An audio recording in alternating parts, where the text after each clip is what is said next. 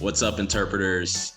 My name is Ahmad Toure. I am the new Visitor Services Program Manager with Virgin Islands National Park on the island of St. John, U.S. Virgin Islands. What's up, interpreters? I am NAI Executive Director Paul Caputo. With me, as always, is me. My name is Song. I am the Events and Engagement Manager for NAI, and welcome to another episode of What's Up, Interpreters.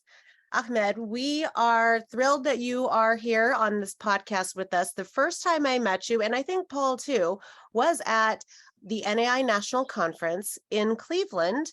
And you, my friend, we were a nominee for the NPS Tilden Award. Yeah, so me and a colleague were there because we won our group regional Tilden Award from the National Capital Region, where we were out from the DC area. In the National Park Service, each region nominates people, and then there's a winner from each region, and the winners from the region actually get a paid trip to the NAI conference to see who gets the national award. So that's how I ended up going this time. It was paid for through work. Yeah. Were you just like, holy crap, there are so many interpreters here? Basically, I was overwhelmed a little bit and surprised at who I didn't actually consider as interpreters. When I go to an aquarium, I do think of those folks as interpreters, but it just never really dawned on me how many there were, or that people who worked at the zoo could be interpreters, So that was really cool, actually. And then the plenaries that were going on, the the exhibit hall that y'all have there? Yeah. Where you can see different companies that are have different interpretive products and help with waysides and apps and all that kind of stuff. Yeah, I thought it was a really valuable experience to know what actually is going on at these NAI conferences. Tell us about the project that was nominated for the Tilden Award. At the time I came to the conference, I actually was supervisory ranger for National Capital Parks East, Frederick Douglass, Mary McLeod Bethune, Carter G. Woodson sites. But the year before, I had actually been working for the George Washington Memorial Parkway in DC, or also in DC. And I have been that's where I started my career with the Parkway. And over the past, since 2014, I had been going up to Harper's Ferry Center with interpreters and park rangers from all over the country. Harper's Ferry Center in West Virginia is kind of like one of the Park Service's main hubs for interpretive training and like the evolution of interpretation. So we've been studying like participatory interpretation. We call it ACE, audience-centered engagement, but it's like similar to the museum hack method, or, Yeah. It's kind of where the field is going right now, right? We actually won our award for work that we were doing to help train new interpreters that are coming to the Arlington House Robert E. Lee Memorial. Because over the past few years, pre-pandemic, the Parkway has been trying to really revamp and tell a fuller story of the history of Arlington House, what happened on the Arlington plantation, the people who live there, etc. Because really and truly, the National Park Service hasn't done a very good job at most of its sites, I would say, about telling a complete history of the United States. The history is often whitewashed. So definitely at the Robert E. Lee Memorial, like the story is focusing on Robert E. Lee. And unfortunately, the place is kind of like a mecca for Confederate sympathizers and lost cause Civil War people. And the Park Service has never really addressed it in a meaningful way. And me personally, I do think that it has that not addressing such a thing in this place specifically is what has allowed lost cause history to proliferate and cause some of the issues that we saw bubble up in 2020. When the mass shootings in North Carolina carried out by Dylan Ruth happened, then director of the National Park Service, John Jarvis, instructed all the Civil War parks and places like Harper's Ferry that were selling Confederate memorabilia and Confederate flags and things like this to not do this anymore unless it had a specific historical and interpretive message or reason. Lots of people actually started flocking up to Arlington House at this point in time because they were afraid that their monument was going to be taken down for whatever reason, which it's not really something that happens in national parks. But it became evident to our park and our leadership that it was even more important to tell a fuller history of what's going on there. Around 2019, when the pandemic hit, the Arlington House had been going through a multi-year revamp, and they got a group of rangers in the region to kind of look over what had been done. And there was still a lot of problematic language in the interpretive waysides, et cetera. Even the people that they were hiring were not culturally competent to interpret slavery in a respectful manner. They were still mainly centering the story around Robert E. Lee and his family, telling histories that to the tone of like benevolent slave masters, good slave masters, that kind of thing, which is just really a fallacy. It's not really true, especially in the case of Robert E. Lee. So I actually was one of the top ACE and interpretive trainers at my park, and the superintendent and the chief of interpretation asked me to put together training. So I actually got together a team of interpreters to put together a comprehensive training. I did a training for the interpretive staff one year, and I did a training for the volunteers the next year, because that program was also changing very drastically. They were really going to stop doing the first person interpretation, like with people dressed in costume and whatnot, because the women used to go up there in like big hoop skirts and this kind of thing. And just the mentality and the cultural competence behind interpreting in that way, and the image that it actually set for the type of visitors that would come there, is essentially romanticizing the antebellum period. So the superintendent decided that they weren't going to do that anymore and had shut that program down. But a lot of the volunteers were resistant to that, and they wanted to come back when the park reopened. So they were basically told that they needed to go through some training before returning. That's what the project that we had done. And then later on, it got nominated for this award. How did you get into interpretation? I mean, it seems like you've been in the field for quite a while. Did interpretation find you, or did you specifically move your career toward a professional career in interpretation? Both of those things happened. I started with the Park Service. I actually went to business school at American University, and that was because my parents were paying for college, and that's what they asked me to do.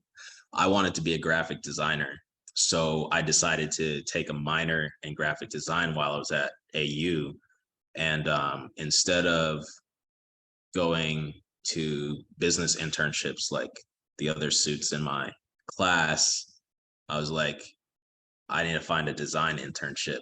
And one day my design professor sent an email out to all of us in class, and it was like for a local park called Oxon Hill Farm out in Maryland, and they needed a junior ranger booklet designed.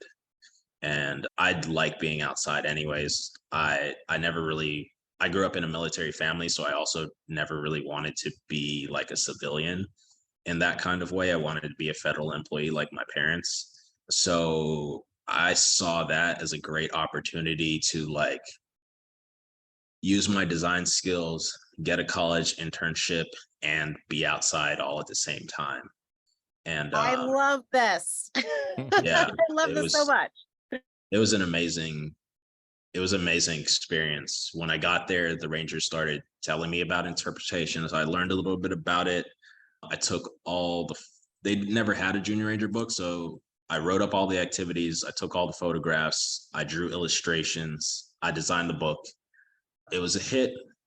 It won an award that basically granted a 10-year print run, because it was also printed with sustainable ink and materials. So it won like a 10-year print run, and the Rangers kind of told me that I was good at interpretation, and they were like, "Oh, you should be a park ranger," and I kind of fell for that. They got you. They got me. I mean, I was outside, Yeah. you know.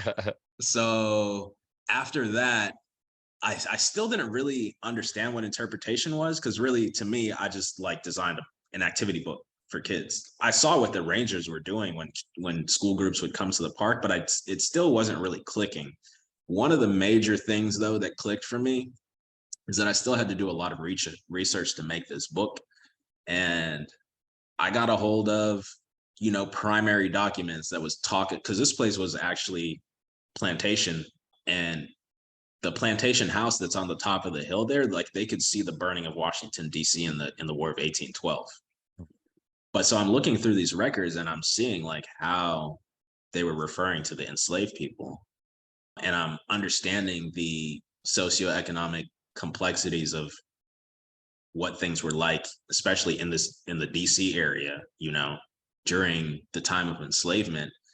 And I couldn't help but like see reflections into like how historians is talking about enslaved people today, the socioeconomic realities for Black and brown people in the United States today. And like, really, I was just like, not much has changed except for like, I don't know, the climate's still the same, but the weather is a little bit different, however that goes. But literally, I was just like, I feel like I wanted to tell that story, because also is there a story of enslavement there at this park, but most of it's the only 19th century working farm still in the area. So they have animals, they have cows, chickens, goat, sheep, all there. And that's mostly the interpretation that was going on was of this 19th century farm. And it was barely slavery was being talked about. On the weekends, they would open up the plantation house and they would talk about it. I mean, today it's a little bit better, but from the time I was there to the time that I left and then started working for the Park Service, there's been a huge gap to where they weren't really talking about enslavement at all. And right now, like literally, that's the park that I just came back from, right? Because National Capital Parks East also has Oxon Hill Farm in it, and it has Douglas, Woodson, Bethune. Right now, the house only gets opened up on very rare occasions. When they're having special events and stuff, they might open the house and let people go through there. But like telling those stories, learning about this history and sharing it is what really caught me about interpretation, especially like in the DC area. So I interned for a very long time with the Student Conservation Association. I did like 3 years worth of internships, like temporary stuff, like maybe 6 months at a time. And then a lot of interning. I did a lot of interning. I had a couple positions that were like 1 year long. But really what happened is that Junior Ranger book, a lot of people saw it in the region, and then people would come and look for me, basically. Like, who was this guy that made this? Then my information would get passed around. People would call me and offer me internships and jobs.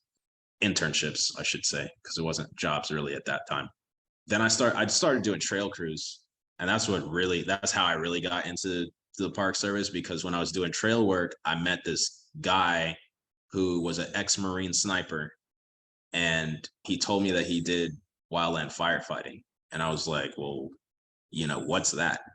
And he's like, well, I'm on a hell attack crew and I jump out of helicopters with a chainsaw on my back into fires, and we fight the fire, we put the fire out.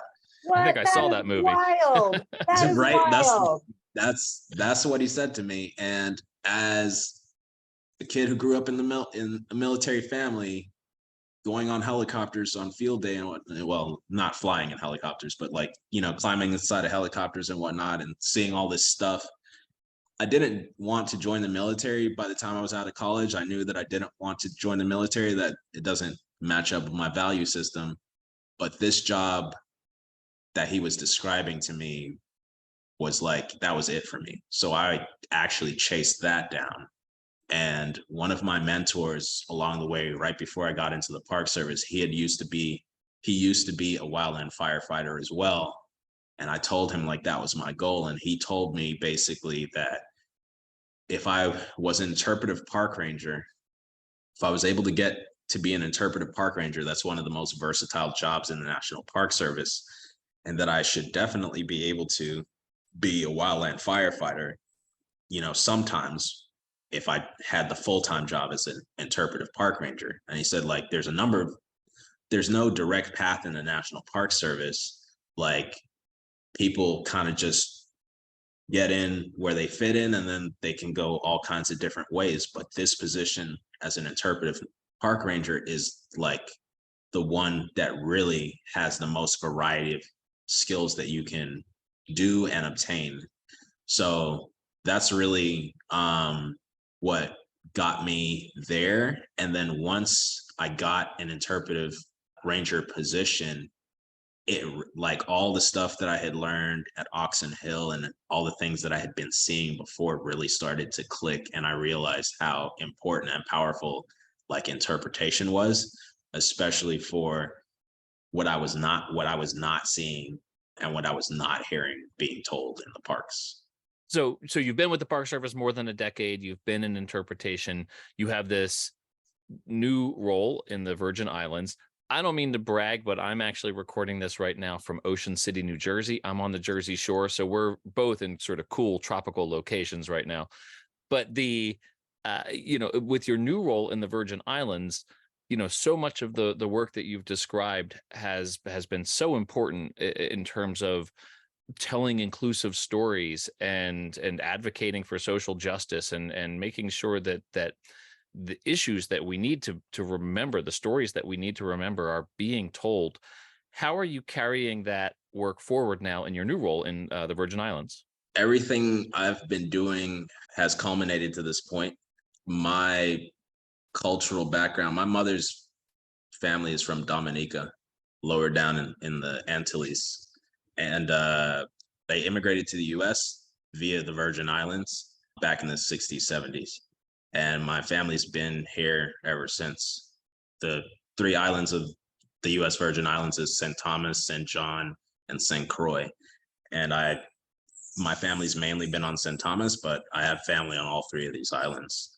So when I first got my job in 2011, I actually had come out here because my grandfather was passing away in 2012.